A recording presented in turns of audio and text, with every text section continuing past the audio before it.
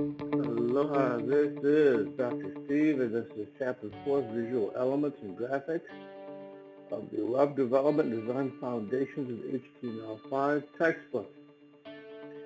We're going to take a look at a variety of visual elements and graphics, not everything, but this is a good start. We'll revisit this later on in subsequent chapters. In this chapter, we have several learning objectives, including creating and formatting lines and borders, applying the image element and graphics to web pages, optimizing images, configuring images, and using images as hyperlinks. In addition, we'll configure visual effects using CSS3. We'll look at RGBA and HSLA and opacity.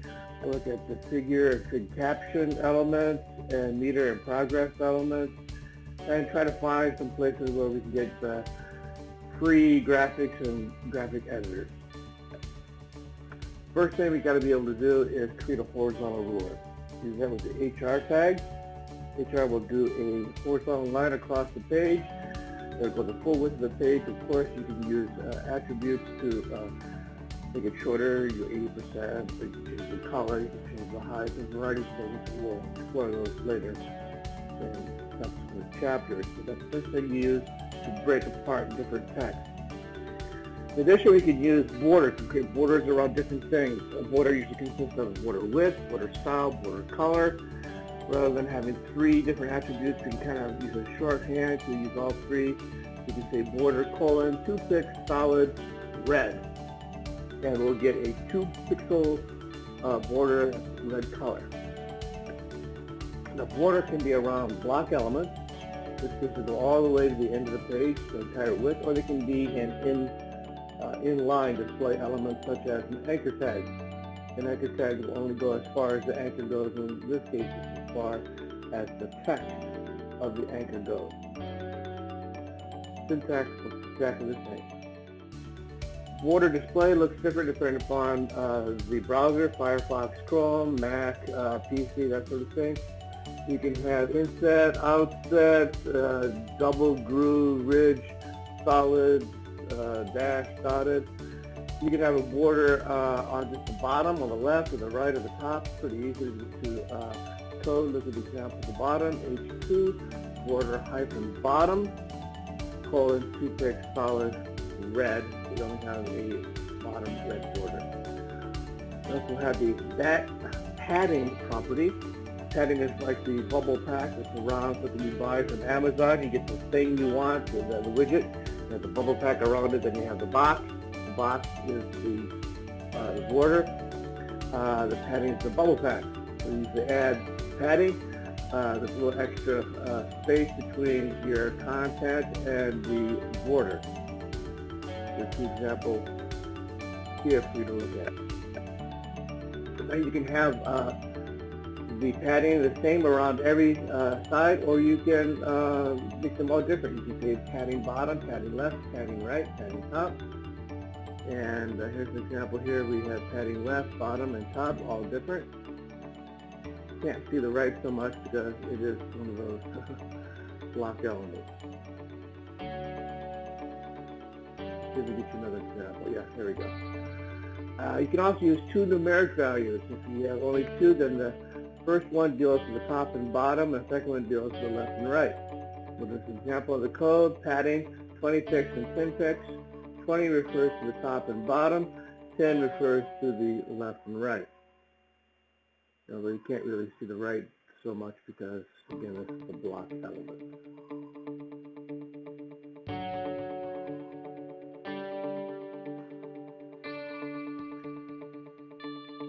Here you can have all four if you want. Here you can always go in a clockwise direction, starting from the top, right, bottom, and left.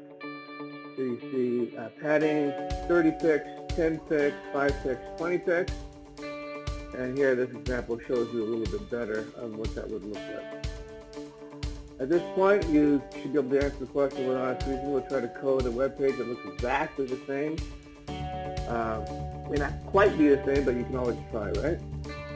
And then you should be able to understand style rules for color and border and other visual elements, and we're going to get more to that right now. Three basic types of graphic file types we're going to use: GIF, JPEG, and PNG. GIF is the oldest one, I think. It's graphic interchange format. This is used often for line art and logos. It only has like 256 colors. It's rather limited. You don't use this for pictures. One of the colors can be transparent, which is cool, so it'll let whatever the background show through. It can also be animated. You can do this in layers. You can go online and pick up a GIF animator pretty easily. This also uses lossless compression, which means that every copy you make is just as good as the original, which is quite nice. Then you have JPEG. This is often used for photographs because it has millions of colors. It, however, has a lossy compression algorithm, which means every copy you make loses a little bit of data and degrades. It's like you're seeing real pixely pictures, real jagged pictures that the copy many times. PNG is a newer format. It's kind of a cross between the two.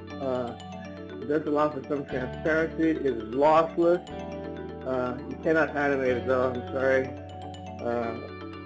Good file type. I like PNG a lot. Here's how you would use an HTML element. You have the image tag, an image element. You have the image tag, img source, and the pathway to the file. You need an alt attribute, a height and width attribute.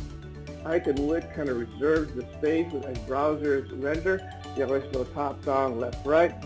And if you have height and width attributes, it will reserve that space so that if the image is large, it'll wrap the text first around it as the image slowly renders in. This gives the user something to look at least while they're waiting for that image of yours to download. Which is why you want to optimize images also, so you don't have your user waiting so long. Accessibility, always use the alt attributes, unless you have purely decorative images like bullets or even navigation, then you use an empty alt. Otherwise, you'll want the alt for text readers, for those people who cannot see the image. You can also use an image as a link. Here's an example. Instead of a text, you'd have the image source. This example here, image, source, home, height, width, and all you said before, then the end of the anchor. So instead of words, you have that image tag. Works just fine for any image. Doesn't have to be for navigation, for any image. You may want to get rid of the border by configuring the style in your style sheet, border style none. Thumbnails are very useful. I do this a lot. I use a TN prefix before my image name, TN underscore to whatever the image name is. TN stands for thumbnail. This lets the user decide whether he or she wants to wait for the image to download. Thumbnails are smaller, so they don't have to download. The real image should be much larger. So this way, you have you give the power to the user. I really deal a lot with image optimization. Most images I keep with a camera or a phone, they're way too big. They're way too big. You have to downsize these things, resample them, change the height and width of them. Otherwise, you're making your user wait far too long. There are various tools you can use for this. You can use GIMP, that's a free tool. Photoshop, and a whole bunch of things online. You probably have access to a lot of these things already. In any case, you want to reduce the dimensions, reduce the file size. Otherwise, you're making your user wait, and nobody really likes waiting, right? For file names, for images, or anything, all that matters, I would say always use lowercase letters. Don't use punctuation symbols and spaces. Don't change the file extensions. And for Mac users, be sure you learn how to use file extensions. Everything should have one, .gif, JPEG, or PNG. Keep the file name short. Example, I1 GIF is probably too short. My image with my dog on my birthday, GIF is too long. But the Goldilocks one, dog D-Day.gif, might be just about right. Yeah, I like that one.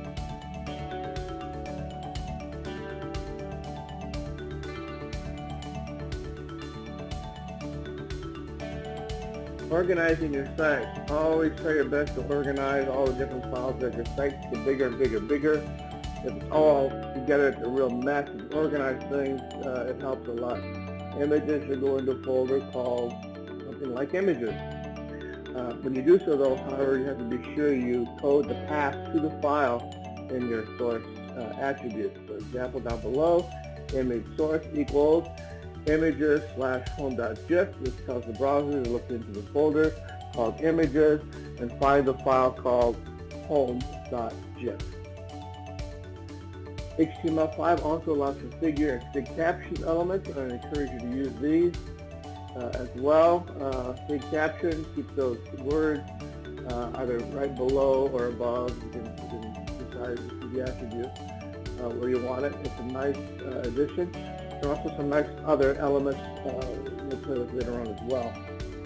There's the meter and progress elements. I'm not real keen on these, but you can use them and you get some nice little graph-like bars. They're not responsive, so it's not that much fun. Background images. You like to leave background images in. Pretty easy to code. Look at the example. Body, background -image, colon. Notice the syntax here. URL, and then we have in parentheses background.gif. By default, things will tile. The example on the right shows a tiled image in the background. One on the left is also tiled, but it is a wide image, so you don't see it tiling left and right, you only see it tiling top down.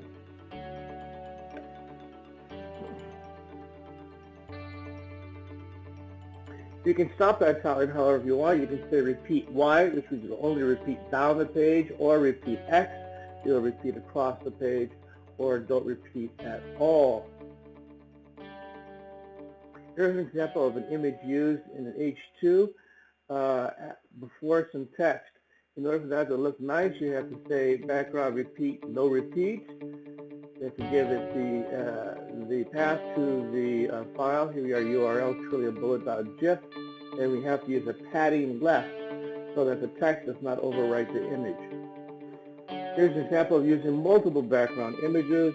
The code here looks a little bit redundant, but it's okay. The main thing is you have that background URL trilliumput.gif, and the placement, no repeat, bottom right, so it'll be at the bottom right, and then the other background image URL trilliumgradient.png, that gradient looking image in the background.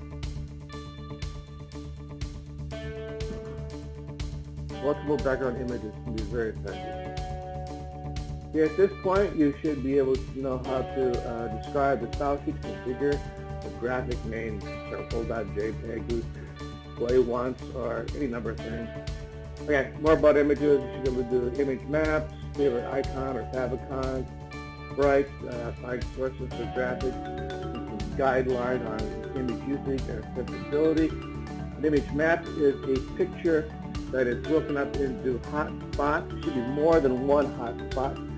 Here is one. I'm showing you one on this slide. It's a rectangle. It has the X and Y coordinates of 24, 186 in the upper left, and what is that? 339, 283 in the lower right. So that's just defining the left and right coordinates, X and Y coordinates of the box. You can also do circles or polygons. I like rectangles, they're easier to deal with. You have to create maps, and then you have to use the map, and you see that in the code down below. Be sure in the use map you use the hash mark, which tells the browser to use that ID called the quote. Favorites icon is what shows up in the tab or the address bar or in the favorites list or bookmark list if you keep that. Very useful. You can take any kind of image and go to like favicon generator and reduce it down to 100 by 100 pixels. When you access it, you want to use this code coded in this slide. Link relationship icon, href, the path to the file. I encourage you to use it right in the root there. I'd always call it favicon.ico. Sprites are files that have like multiple versions of the same image that you can use for hovers. I personally like different images when I use the hover, so I don't use sprites. Sources for graphics, GIMP is a good source. Again, Photoshop, Fireworks, Picasa. You can purchase them on a CD. You can write them online. There are graphic web rings. You can scan your photograph. You can hire a designer. A lot of different ways. Just be sure you optimize. Reuse your images. Once you download an image, you can reuse it multiple times. This doesn't take any time. You always want to. You don't want your user to have to wait very long. You should be considering image download time. Consider the appropriate resolution. Specify the dimensions. Be aware of brightness and contrast between your images and your text. Sometimes the text gets lost in all the images. That can be a problem, especially for people like myself who are colorblind or have other kinds of visual impairments. If you make a high contrast in your text and background, it makes it a little bit easier to read. So please consider that. At this point, you should have all these items under your belt. Feel free to pause.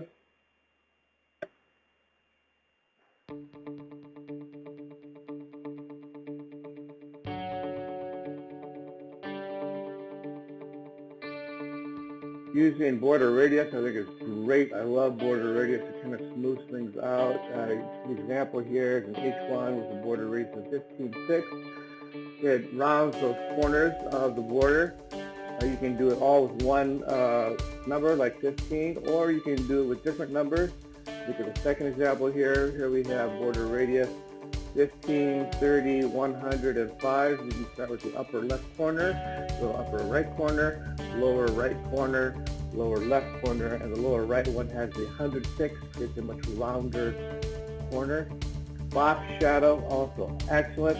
5-6, 5-6, 5-6 in color that deals with down to the right, 5-6 to down, 5-6 to the right, 5-6 and blur 5-6.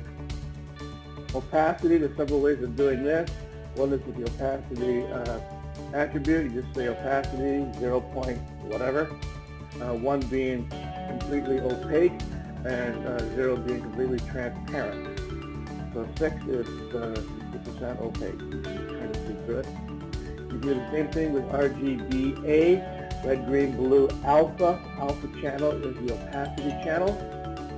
With the example here, RGBA 255, 255, 255, 0.7. 70% opaque or 30% transparent. Take your pick. Please note this will make everything at H1 70%, including text and background color. HSLA deals with hue, saturation, light, and then alpha. I don't use this so much, but a lot of graphic designers do. If you're heavily into graphic design, maybe this works better for you. I am obviously not a graphic designer. Gradients, I think, are also really nice. This is basically starting at one color and going to another. You can do linear gradients, top, down, left, right, or you can do radial gradients that's center out. I like the linear. Here is an example of the code. We're going linear gradient F, F, F, F, F to 8, F, A, 5, C, E, whatever color that is. And going from top to down, unless you specify the default top down. Okay, we've covered a lot of stuff here. I hope you've had a good time. Please feel free to review. We're going to go over the student data files in just a minute. Aloha.